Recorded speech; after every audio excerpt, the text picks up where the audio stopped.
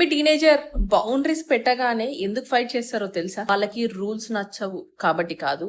Teenage years లో వాళ్ళ brain ఒక ఇంపార్టెంట్ స్టేజ్ లో ఉంటుంది. ఇండిపెండెన్స్ కావాలి, కానీ ఇంకా గైడెన్స్ కూడా కావాలి. మీరు రోజు 10 PM ఇంటికి రావాలి అంటే వాళ్ళకి వినిపించేది మాత్రము వీళ్ళని ట్రస్ట్ చేయరు.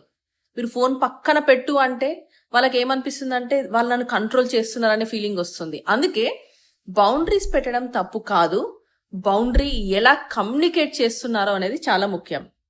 నువ్వు ఈ పని చేయకూడదు అనే దాని బదులు నీ సేఫ్టీ కోసం మనం ఈ రూల్ పెట్టుకుందాం, నీ ఒపీనియన్ ఏంటి అని అడగండి.